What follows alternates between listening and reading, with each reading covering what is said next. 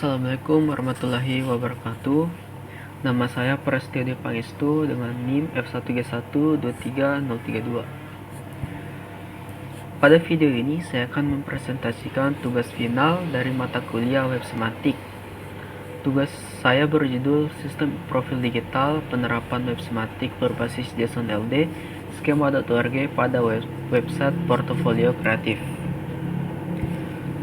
Tujuan dari video ini itu saya menjelaskan implementasi website yang telah saya buat, konsep semantik web yang diterapkan, penggunaan skema.org melalui JSON LD, serta bagaimana data pada website dapat dipahami oleh mesin melalui data terstruktur. Langsung kita masuk ke demonstrasi websitenya terlebih dahulu. Ini merupakan tampilan awal dari website profil yang saya buat. Temanya di sini itu monokrom dan minimalis. Jadi di sini ada nama saya, kemudian perkenalan singkat, dan ini tuh skill yang saya miliki. Kita lihat lebih jelasnya itu di sini about, NIM saya, kemudian program studi, email saya, organisasi HMPS Ilmu Komputer, pendidikan saya sekarang ini yaitu di Universitas Haloleo, dan alumni dari SMK Negeri 1 Kendari dengan jurusan Teknik Komputer dan Jaringan. Bisa kita lihat di sini ada skill saya semakin tinggi, progress barnya itu saya semakin ahli dalam bidang tersebut. Di sini kita bisa lihat contoh-contoh karya saya dari karakter ilustrasi. Ini ada 4 contohnya. Kemudian masuk ke contoh kedua yaitu 3D showcase. Di sini saya buat menggunakan software Blender. Kemudian ada sedikit animasi. Lanjut ke front-end skill front-end development, yaitu ini adalah proyek Canvas Gear website yang saya buat pada UTS Web Semantik kemarin. Website ini merupakan sistem rekomendasi device untuk digital drawing. Sebelum saya menjelaskan knowledge graph-nya atau semantik modelnya dari sini, saya akan menjelaskan sedikit apa itu web semantik. Jadi web semantik itu merupakan pengembangan dari World Wide Web atau WWW yang diperkenalkan oleh Tim Berners-Lee. Tujuan utama web semantik adalah agar informasi yang terdapat pada website tidak hanya dapat dibaca oleh manusia, tetapi juga dapat dipahami oleh mesin. Berbeda dengan website biasa yang hanya menampilkan teks, web semantik menambahkan metadata sehingga hubungan antar informasi dapat dikenali oleh komputer.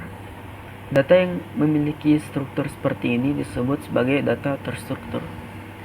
Nah, dengan adanya data terstruktur, mesin pencari maupun aplikasi lain dapat memahami makna suatu informasi secara lebih akurat.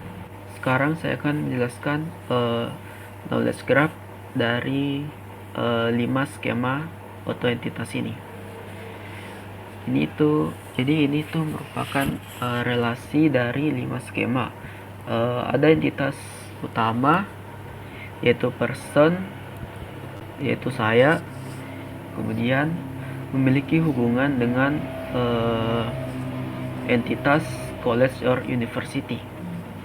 Jadi saya Prasetyo Pangestu berafiliasi dengan Universitas Haloleo. Kemudian lanjut ke entitas ketiga dengan propertinya itu organization. Jadi saya merupakan member dari HMPS Ilmu Komputer. Lanjut ke entitas keempat yaitu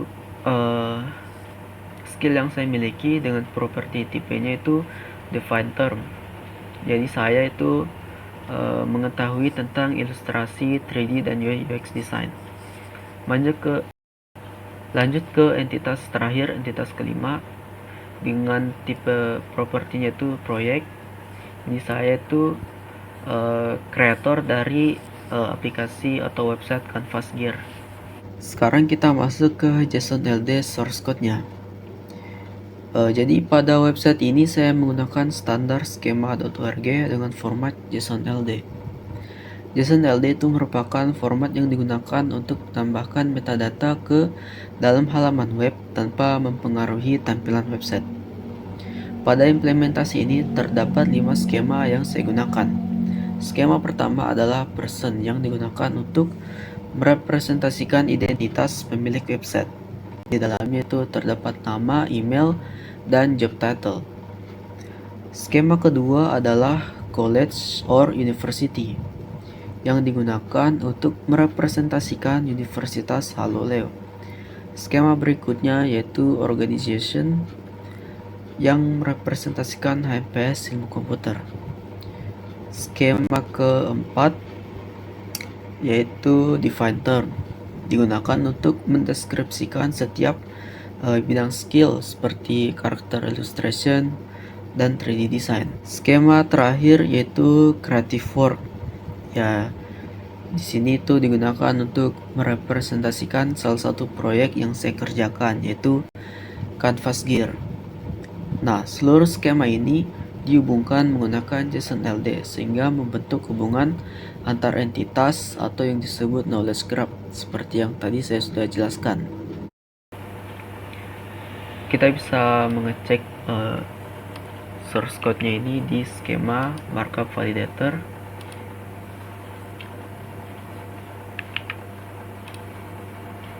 Di sini terdeteksi ada 5 skema sama seperti yang sudah saya jelaskan tadi. Selanjutnya kita masuk ke bagaimana mesin membaca data terstruktur ini. Jadi pada website biasa mesin hanya melihat teks yang ditampilkan kepada pengguna. Namun pada website ini terdapat metadata dalam format JSON-LD yang menjelaskan arti dari setiap informasi. Sebagai contoh, nama saya tidak hanya dianggap sebagai teks biasa, tapi dikenali sebagai entitas atau person. Kemudian, Universitas Haloleo dikenali sebagai entitas college or university. Lanjutnya yaitu HMPS Ilmu Komputer dikenali sebagai entitas organization. Begitu juga dengan yang selanjutnya. Nah, dengan adanya metadata tersebut, mesin pencari maupun aplikasi yang mendukung semantic web dapat memahami hubungan antar data tanpa harus menebak isi halaman. Hal ini memberikan beberapa manfaat seperti meningkatkan interoperabilitas data, memudahkan integrasi antar aplikasi, serta menjadi dasar pembentukan knowledge graph. Walaupun pada implementasi ini saya tidak menggunakan Google Rich Result, data terstruktur tetap dapat dipahami oleh mesin karena mengikuti standar skema.org dan menggunakan format JSON-LD. Maka, kesimpulan dari website yang telah saya buat, saya telah berhasil mengimplementasikan konsep web semantik menggunakan JSON-LD yang berbasis skema.org.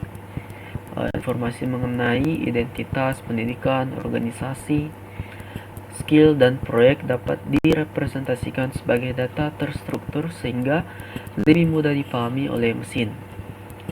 Jadi tugas ini saya telah memperoleh pemahaman mengenai pentingnya metadata, JSON-LD, serta bagaimana konsep web semantik dapat diterapkan pada sebuah website sederhana. Demikian presentasi singkat dari saya. Wabillahi taufik wal hidayah. Wassalamualaikum warahmatullahi wabarakatuh.